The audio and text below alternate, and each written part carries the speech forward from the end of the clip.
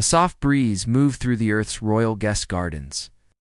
Flowers from many planets had been planted, their Earth's roses, Zeltharian sunblooms, Martian moss, and more.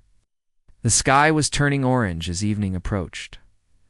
Princess Celia walked slowly between the garden paths, her eyes calm but thoughtful. Her long silver-blue dress moved with the wind. In her hand, she held a small stone, the same one she had picked up from the moon where she and Ethan had been stranded. Behind her, she heard footsteps. Ethan walked toward her with a smile. He was no longer wearing his repair jacket. Today, he wore a dark, formal suit. Still simple, but clean, respectful, and fitting.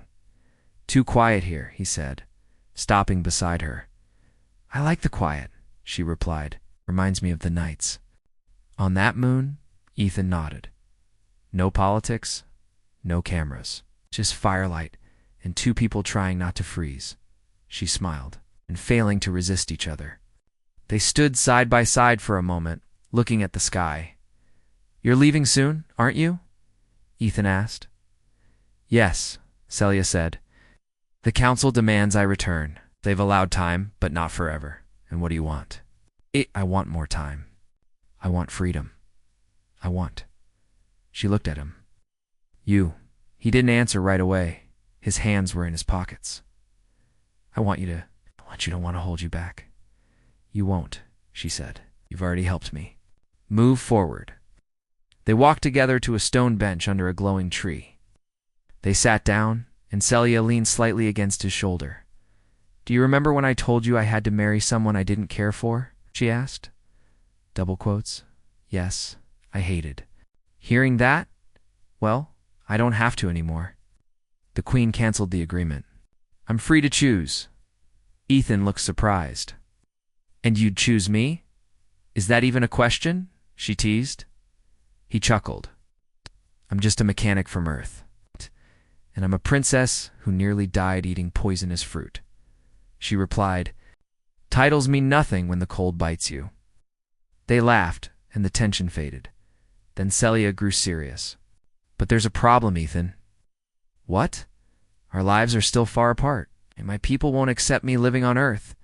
And I can't ask you to come live in a palace on Zelthor, where you'll be treated like a stranger." Ethan sighed. "Yeah, I've been thinking about that too." She looked at him. "So what do we do?"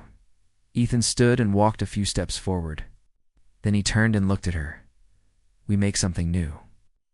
Celia raised an eyebrow. "What do you mean?" "A new life, a new path. One where we're not tied to either world. You and I, together, out there." "You mean leave both our planets?" "Yes," he said. "Let's go to the stars again, not as a rescue mission, not as royalty or crew, just as us." Celia stood slowly, heart pounding. "You'd do that?" "I already survived a moon with you. I'm pretty sure I can handle a spaceship and a few stars." She stepped closer, smiling. "That is the most ridiculous and romantic thing I've ever heard." He took her hands. "Then let's do it." 3 days later, the world watched as Princess Celia made a surprising announcement. Standing before the cameras with Queen Alira beside her, she spoke clearly and proudly. "I am grateful for Earth's hospitality. I am proud to see peace grow between our species, but I have chosen a different path." The crowd waited, silent. "I am leaving the palace, not out of shame, not out of duty, but for freedom. I will travel the stars as a diplomat without borders, and I will not travel alone." Ethan stepped onto the platform beside her. "I will go with him, because I believe peace begins not in the hands of kings, but in the hearts of those brave, enough to love beyond borders." There was silence for a moment. Then the Queen of Zelthor stepped forward and smiled. "If this is her choice," the Queen said, "then let it be a royal mission of the heart." The cameras flashed. Rushed to spread the story. Alien princess leaves crown behind for a human. First royal interplanetary couple begins new journey. From stranded to starbound, their love defied all laws. A week later, a private exploration ship launched from Earth's orbit. Celia and Ethan stood inside the command room together. The ship wasn't fancy, but it was strong and fast-built for long travel. It had been a gift from both worlds, a symbol of peace, and a home for two souls who had found each other in the coldest part of the galaxy. As the stars blurred around them, Celia placed a small case on the table. "What's that?" Ethan asked. She opened it. Inside was the moonstone, the same one she had kept since their crash. "A memory," she said, "where it all began." He touched the stone gently, and this, he said, showing her a small pendant, "is a circuit piece from the beacon you fixed. Without it, we'd still be stuck there." She smiled. "We were already stuck there in each other's hearts." He leaned forward and kissed her forehead. No regrets. Not even one. Months passed. They traveled from station to station, planet to planet, not as princess and engineer, but as partners. Celia gave talks about understanding between species. Ethan taught young engineers how to fix ships and think beyond borders. Together, they told their story.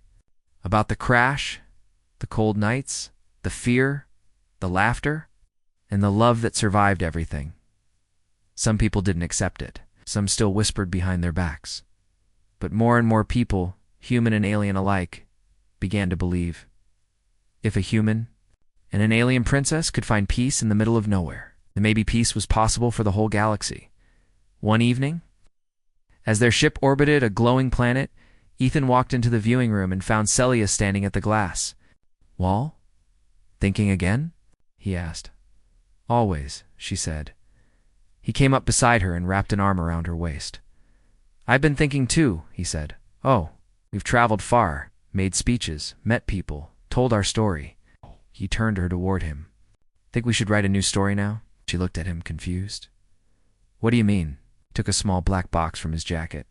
Her eyes widened. "You're not serious," she whispered. "I'm very serious." He opened the box. Inside was a ring, simple, silver, but it glowed softly with Zeltharian crystal. "I can't give you a crown," he said, "but I can give you forever." Tears filled her golden eyes. "I don't need a crown," she said. "I only need you." She took the ring and placed it on her finger. They kissed under the stars. The galaxy didn't change in one day, but it changed, slowly, because of them. Final scene, years later. A group of young students from different planets sat inside a space classroom. A teacher showed a video on the screen. It was an old message from two people, one human, one alien standing together on a moon.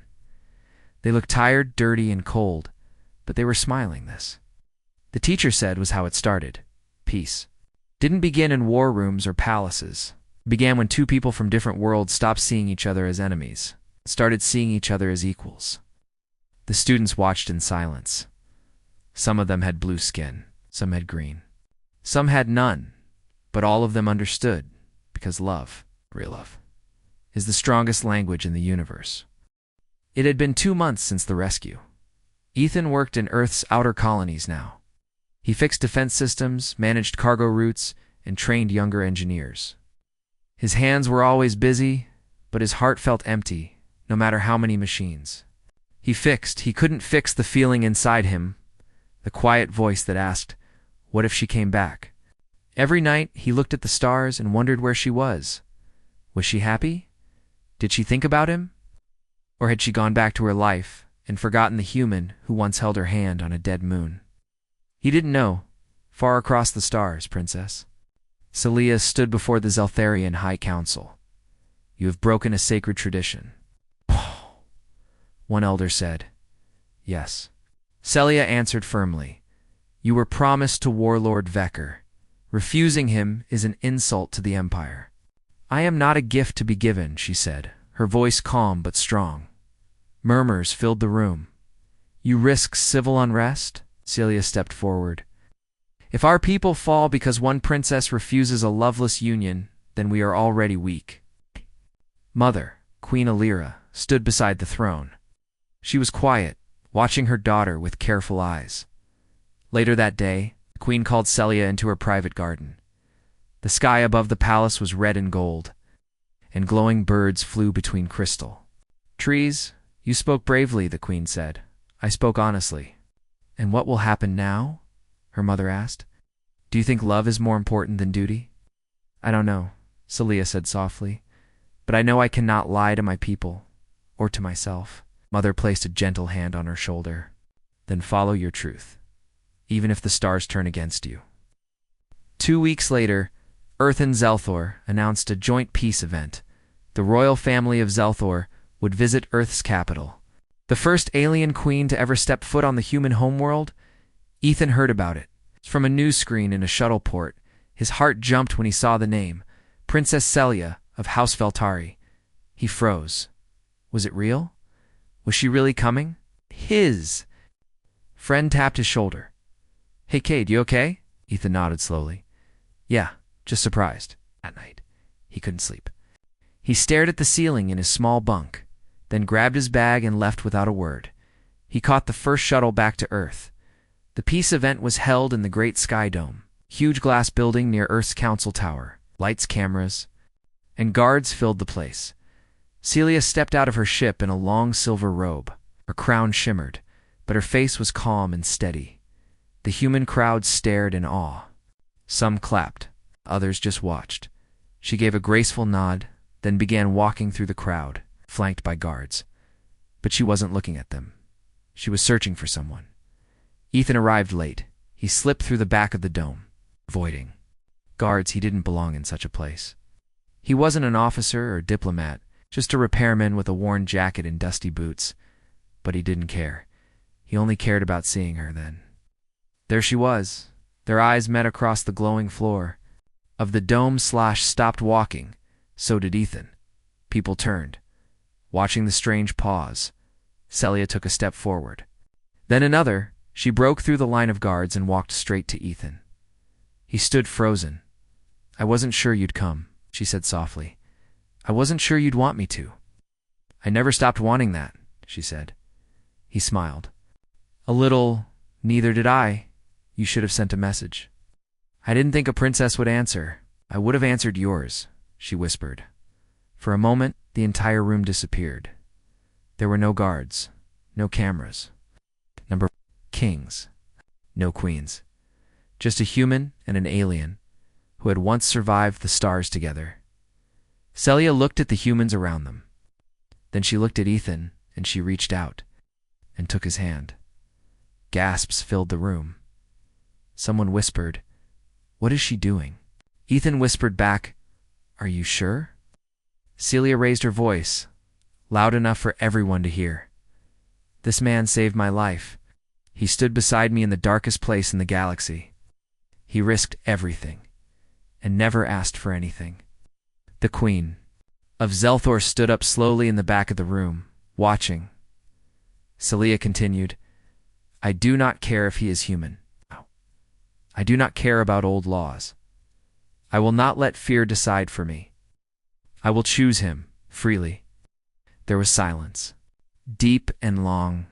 Then, to everyone's shock, the Queen gave a small smile and nodded.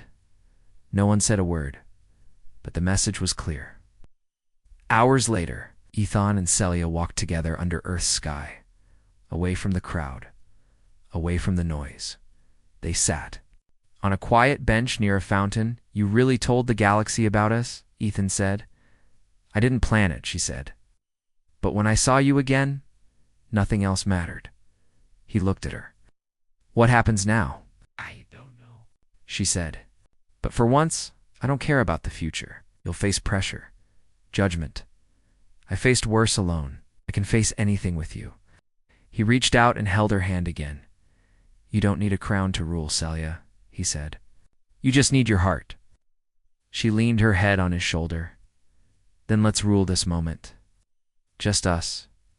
The stars above seemed closer now. The same stars that once watched over them when they were cold, scared, and nearly lost on a dead moon. Now, they watched over something new, something born not from duty, from choice. Back in the Sky Dome, officials and leaders argued, is this allowed? Can a human be seen beside the princess? What will the Empire say? But the Queen spoke only one thing. If peace is to be real, It must begin in the heart. And no one dared argue with her that night. Celia stood on a balcony overlooking Earth's lights. Ethan stood behind her, arms around her waist. She smiled, and for the first time in a long while, the smile was real. "You still remember the moon?" she asked. "Every second of it. Then don't let me go. Never." The next morning was quiet. Too quiet. Ethan woke up early. He opened the shelter door and stepped outside. The suns were rising slowly above the rocky hills, and the wind was calm. The rescue ship would arrive tomorrow, only one day left. He turned to look back at the shelter. Inside, Princess Celia was still sleeping. Her long silver-blue hair lay across her shoulder. She looked peaceful, but sad. Ethan knew why. He felt the same way. They had survived this moon together. They had fought, worked, laughed, and almost died. But now the moment was near when everything would return to normal. Normal meant separate lives. Later that day, Celia joined him outside. She sat beside him on a rock and looked at the sky. "You didn't sleep much," she said. "Neither did you," Ethan replied. They sat in silence. "I dreamed about my palace last night," Celia said. The white towers, the sound of music in the halls, but it felt empty. Ethan nodded. "I used to dream about Earth too, about the oceans, but now I only see this place, the stars, the fire." She looked at him. Her golden eyes were soft, but she turned away quickly. "We have one day left," she whispered. "I know. And tomorrow I go back to my life, my people, my duty. You're a princess, and you're a human," she added, "from a world where I am not welcome." "That's not true, isn't it?" Ethan didn't answer. Couldn't argue with the truth. Their worlds were different. Their lives were planned by others, but their hearts didn't care about rules. They walked across the rocky plain that afternoon, hoping to find more parts they could give to the rescue team. They came across the edge of a crater. Inside, half covered by sand, was another escape pod badly damaged, but still intact. Ethan climbed down carefully. Celia followed. Inside the pod, they found signs of two people, an alien and a human. The logs showed they had been stranded just like Ethan and Celia, but the ending was not happy. "They didn't survive," Ethan said quietly. Celia looked at the final message on the pod screen. It was written in both languages. "We loved each other, but no one came. We died together. That was our choice." Celia stared at the words for a long time. Then she sat down, her shoulders heavy. They couldn't go back. Maybe they didn't want to. Ethan sat beside her. "Do you think we're like them?" "I don't know, but it scares me." He turned to her. "Celia, I don't want to lose you." Her eyes met his. "Neither do I." The silence between them was loud. The emotions were real now, too strong to hide. That night, they didn't build a fire. They sat inside the shelter, close together. Celia looked at her hands. "In my world, I will be told to marry someone I do not love. He is a warlord. Cold, powerful. You deserve better." "Better isn't always allowed," she said sadly. Ethan reached for her hand. She didn't pull away. "I don't care what your world says," he said, "or what mine says. I just care about you." Tears filled her eyes, but she blinked them away. "I don't want to lose this," she said. "Then don't." For a long moment, neither of them moved.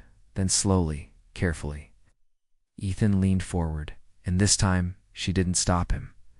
Their lips met softly at first. Then deeply, it was a kiss full of everything they had held back. When they pulled away, her hand stayed in his. She whispered, "We shouldn't have done that, but we needed to." Yes, they stayed like that all night, talking, holding each other.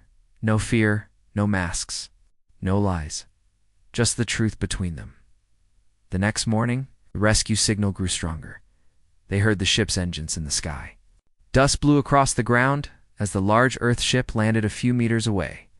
Ethan and Celia stood outside the shelter. "Packs ready." The ship's door opened. Medical officers came out, followed by a group of diplomats and security guards. One officer hugged Ethan. You're alive. I thought everyone was gone. Another bowed to Celia. Your Highness, the Empire is relieved to have you back. She gave a short nod. Her face combut, her eyes searched for Ethan's. They were both led to separate medical tents for checkups. Princess. You'll return to Zelthar with honor, one official said. The alliance is stronger than ever. She smiled politely. But inside, her heart was heavy. Ethan sat in his tent, drinking water. Medic told him, you'll be debriefed soon. Then sent back to Earth's command. He nodded, but didn't feel happy. Later, stood at the landing ramp. It was time to go. Celia was about to step into the royal shuttle when she turned around. She walked straight toward Ethan, ignoring the cameras and guards. Everyone stared. She stood in front of him, eyes shining. This is goodbye, she said. He looked at her. It doesn't have to be. I'm a princess, Ethan. My people. I don't care what they say. She smiled sadly. But I do. He reached for her hand. So what now? She leaned forward and whispered, Promise me. You'll remember the moon, the fire, the kiss. I promise.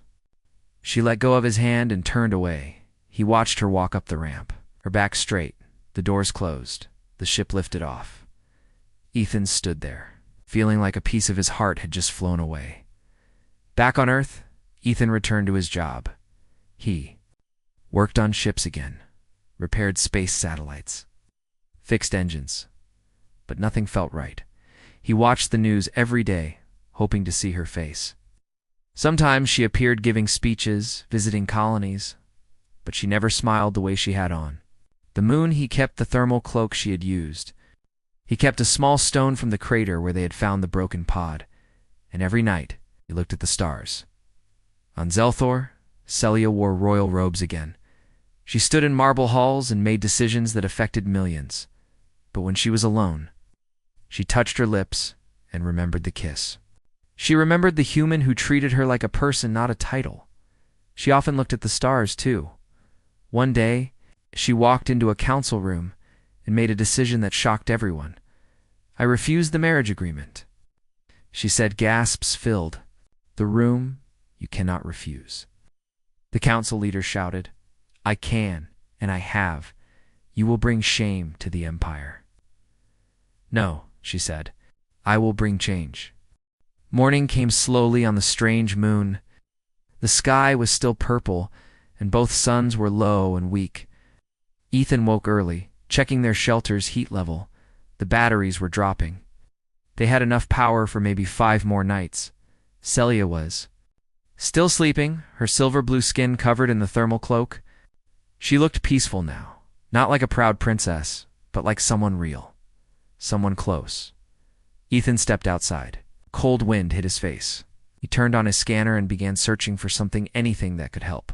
Maybe a crashed escape pod, maybe a part of their broken ship. He walked for almost an hour before Celia's voice called behind him. You should have waited for me.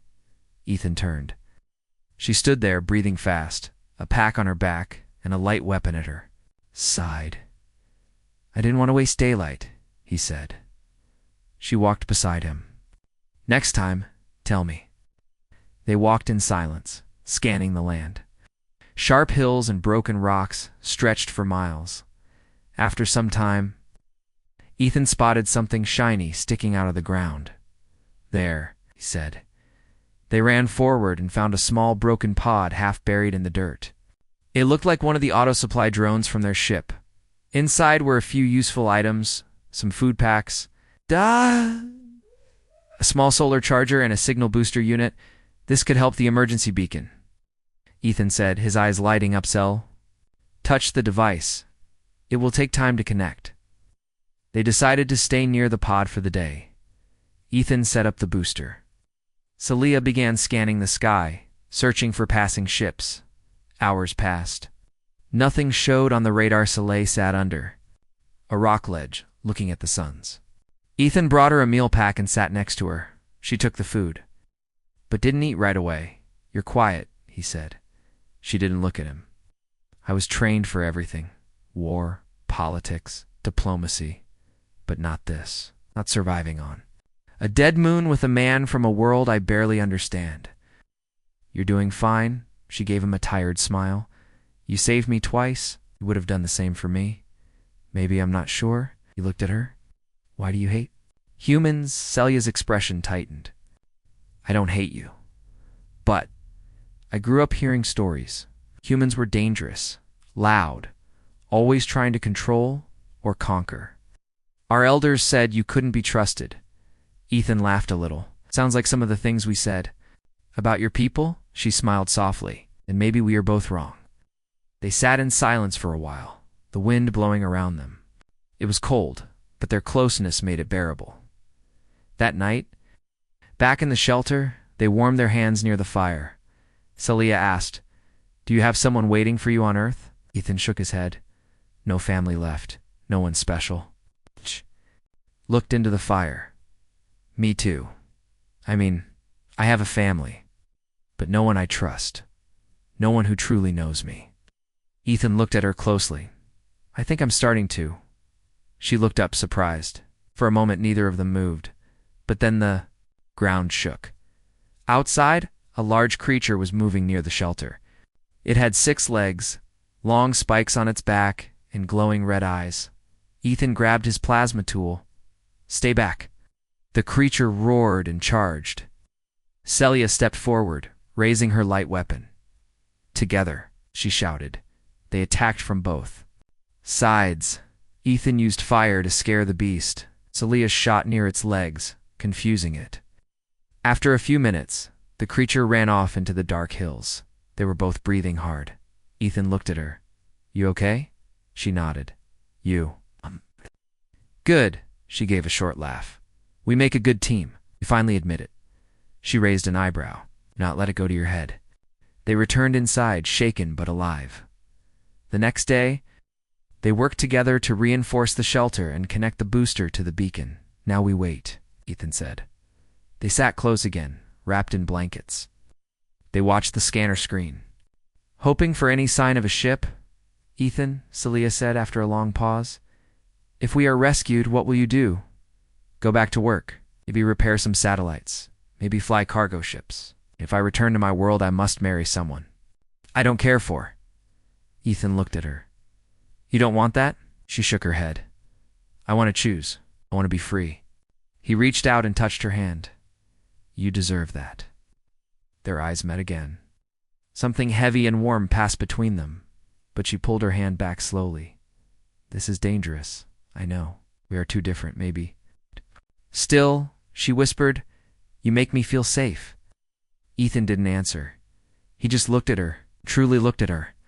Not as an alien, not as a princess, but as someone real, someone important. That night, as they lay in their shelter, neither could sleep. Their hands touched in the dark, but they said nothing. They just stayed close. The next day, the scanner beeped. Celia rushed to the screen. It's a ship. It's picking up our signal. Ethan joined her. It's like a rescue craft from Earth Command. It will arrive. In 2 days, Ethan didn't cheer. Celia didn't smile. Instead, they sat quietly. We're going home, she said softly. Yeah. For the rest of the day, they prepared for the pickup. They packed supplies, cleaned the shelter, and tried to stay busy. But the space between them felt strange, now like something had changed. That night, Celia stood outside the shelter, looking up at the stars. Ethan walked over. Cold. She shook her head. No. Just. Thinking? About what? About the end. He stood beside her. It's not the end. It feels like it, she whispered. You'll go back to your world. I'll go to mine. She looked at him. Will you forget me? Never. She looked. Down, then up again. And you? Will you wait for me? Ethan didn't know how to answer. Everything was complicated. She was royalty. He was a technician. They lived light years apart. But deep inside, he knew the truth. I'll wait, he said. She smiled, her eyes shining. Then she turned and walked inside.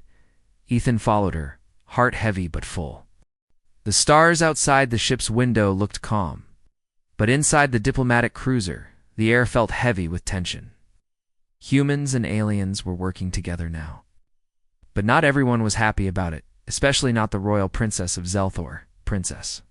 Celia sat straight in her seat, her silver blue skin glowing softly under the lights. Her golden eyes scanned the human engineer who had just entered the control room. "You are late," she said coldly. Ethan Cade scratched the back of his neck. He wore a simple flight suit, his dark hair messy and his sleeves rolled up. Princess got held up fixing the oxygen filters.